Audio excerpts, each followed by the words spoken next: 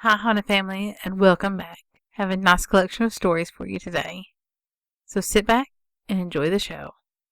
Story 1, Black Cape. The story begins in what I believe was the spring of 1998. It was a nice day, and my friend and I decided to go downtown.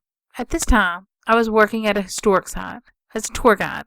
The tall, old structure of a house was downtown, and since my friend had never been inside, I easily talked her into going with me. After making a quick stop in on my boss to see whether or not it would be all right to go in there by ourselves, we waited for a tour that was already in progress to leave.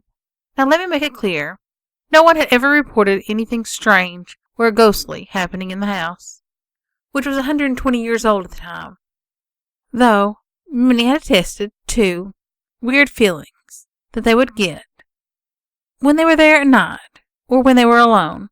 When we finally went in, I gave her a tour of the first floor, without a hitch. My boss came in to check on us, and I saw him leave, as we two prepared to go to the second floor. The doors to the place are always locked, to keep strangers out. If anyone would have come into the house, I would have heard it. The floors are really old and creaky. My friend and I mounted the stairs, which go to the second floor. The main part of the staircase goes to a sun porch. You then turn around and go up 4 more steps to get to the second floor. We turned to the left to go into one of the rooms. I stopped to turn and say something to my friend. From that angle, you can see a portion of the hallway downstairs, including 2 doors. Out of the corner of my eye, I saw what looked like a big black cape move swiftly into one of the rooms. I don't get scared easily, but my friend does, so I said nothing and moved quickly into the room. When I turned to talk to her, she looked scared, and I asked what was wrong. She told me she had seen it too. After that, she was too freaked out to continue with the tour. But let me state this strange thing. Neither of us heard anything. The room, ironically enough, that the figure had gone into, leads to a room where a man had died. Story 2, Ghostly Slime. My sister lived in a haunted house several years ago. Her husband and her lived there for 7 or 8 years, and you wouldn't believe the things we saw, heard, and smelled. She first realized the house was haunted after she had been to a local tarot card reader. The woman had mentioned that there was an unhappy presence in the house. My sister wasn't sure what she meant at first, and mentioned it to me later. I told her that it meant there was a spirit in the house. Odd things had happened in the house before this information came to light, but they didn't really think anything of it. You would find lights left on in various rooms, as well as faucets left running. Really bizarre things started to happen right after the visit to the tarot card reader. They were having a new roof put on the house at the time, and this seemed to stir up whatever was in the house. They began to find lights and faucets on more and more often. Soon, noises and smells began to happen. There would be the sound of footsteps on the basement stairs, and rushes of frigid air in our faces. Many times we would smell roses in the air after these things would happen. She had 3 sun catchers hanging in her picture window, which would start to swing back and forth in unison, and then suddenly stop. We were watching TV one afternoon, which is in the corner of the living room, near the front window. The sheer curtains behind the TV suddenly blew straight out and draped over the TV. This was a warm summer day, and there was no breeze outside. She walked over to the TV, and she put the curtains back to where they belonged. Moments later, it happened again.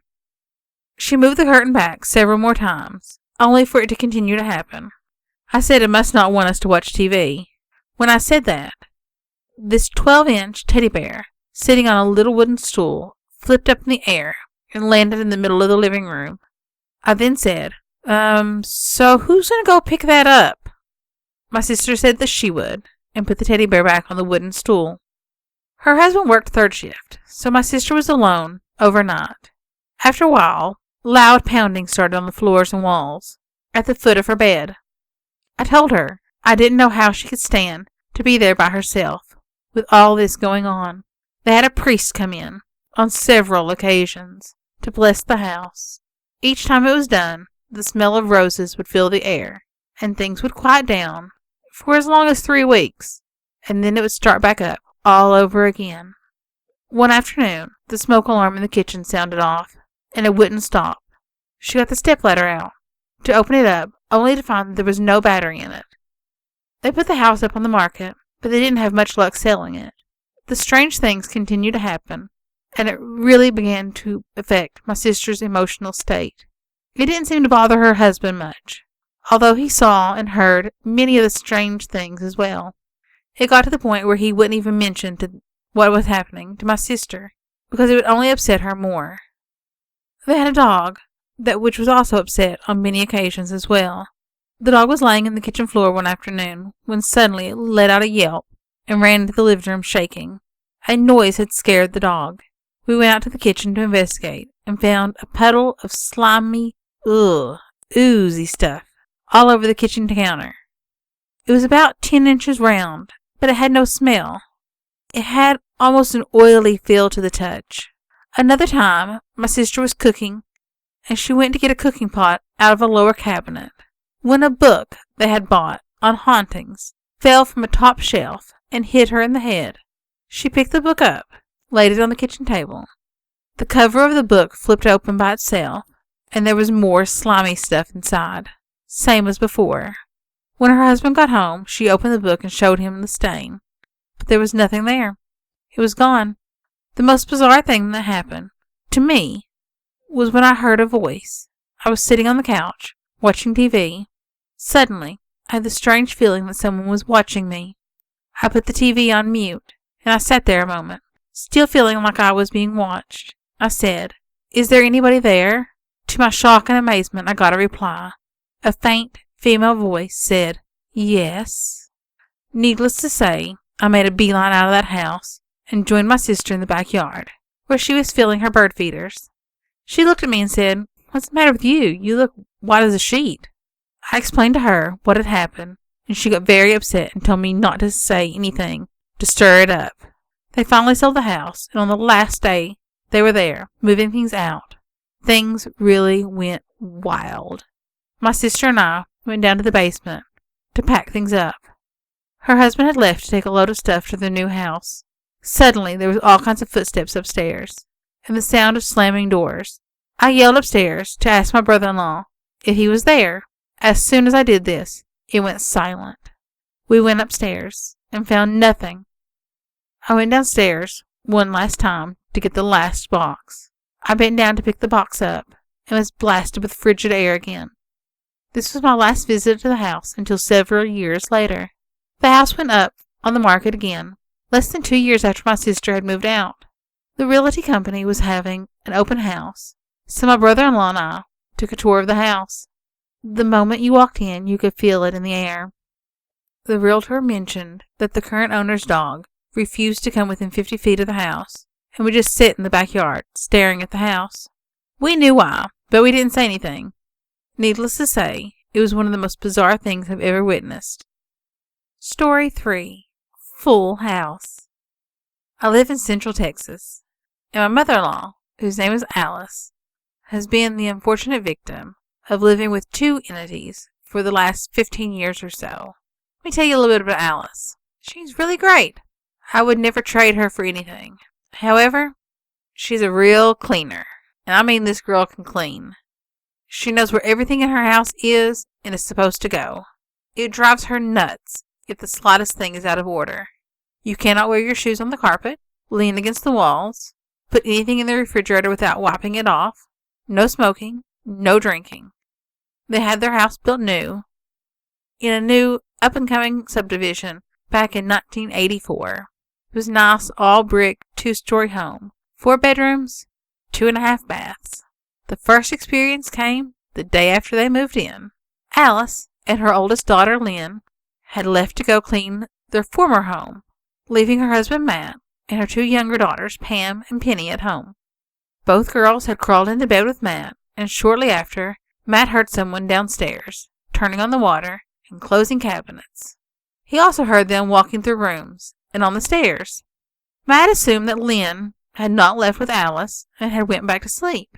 After 10, he and the younger girls got up, and when they could not find Lynn, he got really concerned. In fact, he was so sure that someone had been in the house that he took Pam and Penny and drove back to their former house that Alice and Lynn were cleaning. The house was a good 25 miles away. Later, Alice would hear voices, very high-pitched voices, and things would be moved. This especially drove her crazy because she knew where she had put something. Bad smells would come up in a room that had been vacant all day. Cigar smoke would often occur in the one bedroom that was unused, and the doors would unlock. This was really bad because if her husband came home, he would get really mad and yell at her, causing a big strain on their marriage. She would double and triple check herself that the door was locked, and it would unlock and sometimes be wide open when she got home from the store or the bank or wherever she had been. Light switches would go on and off. Once, she was standing right next to it, and the light switch flicked off. The house had a real freaky feel to it, and often you would see shadows out of the corner of your eye. After I married her son and became more familiar with the problem, Alice opened up to me more. They had lived in the house for about 6 years when Lynn first saw the entity. She had stayed home a while. Alice took the younger girls for haircuts. She was in the younger girl's room, making Penny's bed, when she looked up and saw a girl sitting on the floor near the TV. The girl was about 12 or 13, with long hair and a long dress. She had her knees bent and her arms around her knees. Lynn watched her for a few moments, then the girl disappeared. Another time she was watching TV downstairs and looked up to see the same girl come down the stairs and then fade away near the bottom step. She quickly went outside and waited, nearly hysterical, for Alice to come home. The two younger girls of Alice's often reported hearing things, and once the older one, Pam, was pulled slightly down the stairs. When questioned about it, she told her mom that whatever touched her had been jolly. One morning, while fixing breakfast, Pam was sitting at the table nearby. Alice heard a voice, clear as day, asking her a question. Unfortunately, she couldn't remember exactly what the words were. Alice assumed it was her younger daughter annoying her and told her to wait. She and Pam realized at the same moment that the voice was not Penny's or anyone else that should have been in the house.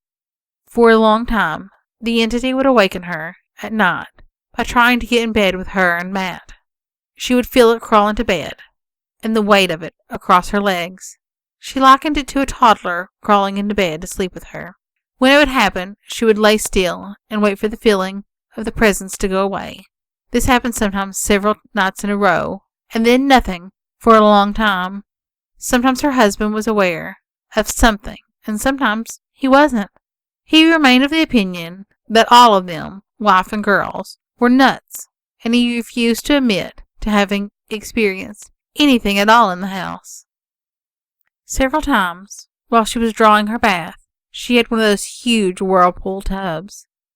She would hear him murmuring in his sleep, like the presence was messing with him.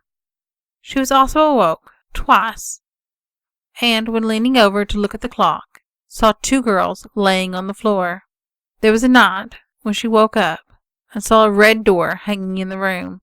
I never understood where this fits in. This scared her so badly, she never went back to sleep that night. As unnerving as all this is, Alice never felt afraid. Well, at least not to the point of getting help or moving out of her house. But she was afraid one time. While vacuuming, she got real scared, and out of the corner of her eye she saw something. Shortly afterwards, she was doing dishes and got that same feeling. She turned and saw a man in the kitchen behind her, close to the table.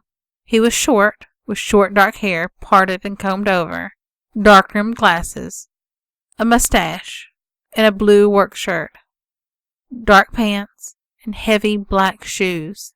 He was gone from her vision instantly, but obviously she got a good enough look at him. He frightened her very badly, but has never been seen since. Matt finally got a look at it. Alice was up late reading, the newspaper at the kitchen table, as was her nightly habit before taking her bath, and Matt came into the kitchen and popped her on top of the head, playfully. He said, "I just saw your little friend," and continued that he was watching TV and saw one of the girls standing at the foot of the stairs, in a gown, watching him. After a moment he realized that both his girls were much older, and they didn't wear nightgowns, nor had he seen them come downstairs. He looked again, and she was still there. After a moment he looked again, and she was gone. And then he went and thumped my mother-in-law on the head to tell her. He was pretty shaken up about it, and later refused to talk about it at all. Alice started to really miss things around the house. A favorite hair bow of Pam's was missing for months. And then one day, while putting away laundry, she closed one drawer to put away some underwear, and opened the first drawer again, and there it was, on top of some freshly folded t-shirts. A store credit card went missing for several weeks, and made her miss using it for a sale. Once, when putting up sheets in the closet, she could not shut the door. After several times, she held the door open all the way, and asked the presents to leave, and the door shut properly again. The upstairs TV had serious problems. One was that it would glow while unplugged. That was the TV in Alice's room. The TV in the girls' room would change channels continuously. When she was in the room, she once asked the spirit to stop. She really wanted to watch something on Oprah while making the beds, but the TV just kept going through all the channels. She got frustrated, so she asked it to stop and explained that she really wanted to watch that show. The TV stopped flipping through the channels and switched back to the channel that Oprah was on. Lynn would wake up with one of her posters, I believe it was the Nelsons, in bed with her, under the covers. Couldn't figure out why that was happening. We came to the conclusion that the spirits must be two girls, one a preteen and one about 5, with the exception of the random man. The subdivision was once wooded farmland before it had been developed, so there's no way of ever knowing what had happened to bring the spirits into her home. Finally, Alice took a step that was to help somewhat. Never particularly religious, she made the decision to make it stop. She asked the presents to leave, her and her family alone, and she put out a Bible. Since then, about 2 years have passed, with only small occurrences that could also be dismissed as something else, non-paranormal. But she knows in her heart that it's probably the entity making itself known.